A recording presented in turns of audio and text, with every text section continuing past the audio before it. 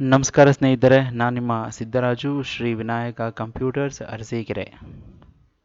Hello friends, ಈ ದಿನ Microsoft ವರ್ಡಲ್ಲಿ ಕ್ಲಿಯರ್ ಫಾರ್ಮ್ಯಾಟಿಂಗ್ ನೀವಿಲ್ಲಿ ಅಬ್ಸರ್ವ್ ಮಾಡಿ, ಇಲ್ಲಿ ಕಾಣಿಸ್ತಿದೆ ಹೋಮ್ ಟೂಲ್ ಬಾರಲ್ಲಿ ಫಾಂಟ್ ಅನ್ನೋ ಜಾಗದಲ್ಲಿ ಈ ಕ್ಲಿಯರ್ ಫಾರ್ಮ್ಯಾಟಿಂಗ್ ಅನ್ನೋ ಒಂದು ಆಪ್ಷನ್ ಇದೆ. ಅದನ್ನು ಯಾವ ರೀತಿ ಯೂಸ್ ಮಾಡೋದು ಅನ್ನೋದ್ರ ಬಗ್ಗೆ ಹೇಳ್ತೀನಿ. How to use clear formatting options in home toolbar. Okay, ಎಷ್ಟೋ ಜನಕ್ಕೆ ಇದು ಯಾವ ರೀತಿ ಯೂಸ್ ಮಾಡೋದು, ಹೇಗೆ ಯೂಸ್ ಮಾಡೋದು ಅಂತ ಗೊತ್ತಿರಲ್ಲ. ಓಕೆ, ನಾನು ಮಿನಿಮೈಸ್ ಮಾಡ್ತಾ ಇದ್ದೀನಿ. ಫಸ್ಟು ನಮ್ಗೆ ಯಾವುದಾದ್ರು ಒಂದು ನೋಟ್ಸ್ ಬೇಕಾಗುತ್ತೆ ಆನ್ಲೈನಲ್ಲಿ ನೀವು ಕಾಪಿ ಪೇಸ್ಟ್ ಮಾಡಬೇಕಾಗಿದ್ರೆ ಕೆಲವೊಂದು ಫಾರ್ಮ್ಯಾಟ್ ಅಂದರೆ ಏನಿರುತ್ತೆ ಅದನ್ನು ಸೆಟ್ರೇಟ್ ಮಾಡೋದಕ್ಕೆ, ನಮಗೆ ಬೇಕಾಗಿರೋ ರೀತಿ ಅಡ್ಜಸ್ಟ್ ಮಾಡೋದಕ್ಕೆ ಇದನ್ನು ಯೂಸ್ ಮಾಡೋವಂಥದ್ದು. ಸಪೋಸ್ ಈಗ ನನಗೆ ವಾಟ್ ಈಸ್ ಕಂಪ್ಯೂಟರ್ ಅನ್ನೋದ್ರ ಬಗ್ಗೆ ಸ್ವಲ್ಪ ನೋಟ್ಸ್ ಕಲೆಕ್ಟ್ ಮಾಡಬೇಕು ಅಂತ ತಿಳ್ಕೊಳ್ಳಿ.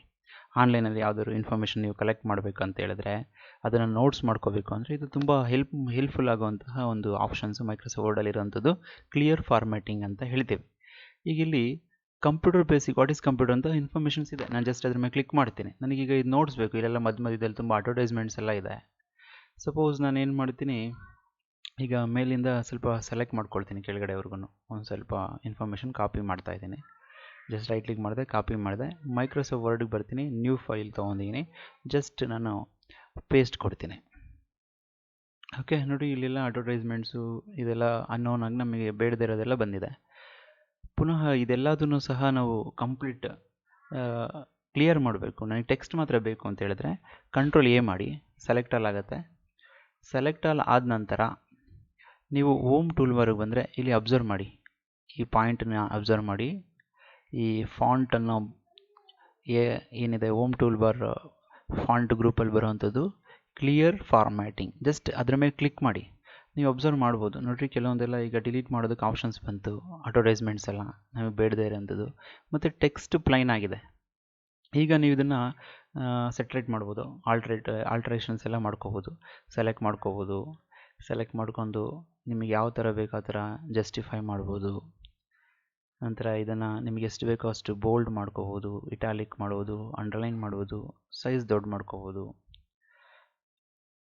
ಹಾರ್ಡ್ವೇರ್ಸ್ ಸಾಫ್ಟ್ವೇರ್ಸ್ ಅಂತ ಇದೆ, ಇದು ಅಷ್ಟೇ. ಇದನ್ನು ನಿಮಗೆ ಯಾವುದು ಸಬ್ ಟೈಟಲ್ಸು ಈ ಥರದ್ದೆಲ್ಲ ಮಾಡ್ಕೋಬೋದು. ಈ ಥರ ನೋಡೋದಕ್ಕೆ ಚೆನ್ನಾಗಿ ಕಾಣುತ್ತೆ. ಈಗ ನೀವು ಇದು ಪ್ರಿಂಟ್ ತೊಗೊಂಡ್ರೆ ನಿಮಗೆ ಅಲ್ಲಿ ಬರುವಂಥದ್ದು ಒಂದು 5-6 ಪೇಜಲ್ಲಿ ಬರುವಂಥ ಇನ್ಫಾರ್ಮೇಷನ್ಸ್ನ ನೀವು ವಿತಿನ್ 1 ಪೇಜ್ 2 ಪೇಜ್ 3 ಪೇಜಸಲ್ಲಿ ಇದರ ಕ್ಲಿಯರ್ ಫಾರ್ಮ್ಯಾಟಿಂಗ್ ಮೆಥಡ್ಸ್ ಯೂಸ್ ಮಾಡಿಕೊಂಡು ಇದನ್ನು ಬಳಸ್ಕೋಬೋದು. ಈ ಕ್ಲಿಯರ್ ಫಾರ್ಮ್ಯಾಟಿಂಗ್ ಅನ್ನೋ ಆಪ್ಷನ್ಸು ತುಂಬಾ ಹೆಲ್ಪ್ಫುಲ್ ಆಗುತ್ತೆ, ಎಸ್ಪೆಷಲಿ ಸ್ಟೂಡೆಂಟ್ಸ್ಗೆ. ಕೆಲವೊಂದು ಸಲ ಕಂಪ್ಯೂಟರ್ ಸೆಂಟರ್ಸ್ಗೆ ಬರ್ತಾರೆ, 5-6 ಪೇಜಸ್ ಆಗಿಬಿಡುತ್ತೆ, ಅವರು ಇನ್ಫಾರ್ಮೇಷನ್ ಕಲೆಕ್ಟ್ ಮಾಡ್ಕೊಂಡು ಪ್ರಿಂಟೌಟ್ ತೊಗೊಳಕ್ಕೆ ಹೋದರೆ. ಬಟ್ ಈ ಆಪ್ಷನ್ಸ್ನ ಯೂಸ್ ಮಾಡ್ಕೊಂಡ್ರೆ ರೆಡ್ಯೂಸ್ ಮಾಡ್ಬೋದು ಪೇಜಸ್ನ. Thanks for watching the video. ಹೀಗೆ ಸಬ್ಸ್ಕ್ರೈಬ್ ಆಗಿ, ಕಮೆಂಟ್ಸ್ ಕೊಡಿ, ಬೆಲ್ಲೈಕನ್ ಮೇಲೆ ಕ್ಲಿಕ್ ಮಾಡಿ. ಮತ್ತೆ ಇದೇ ರೀತಿ ಕನ್ನಡದಲ್ಲಿ ಒಳ್ಳೊಳ್ಳೆ ವೀಡಿಯೋಸನ್ನು ನಾವು ಅಪ್ಲೋಡ್ ಮಾಡ್ತೀವಿ. ಧನ್ಯವಾದಗಳು ಸ್ನೇಹಿತರೆ.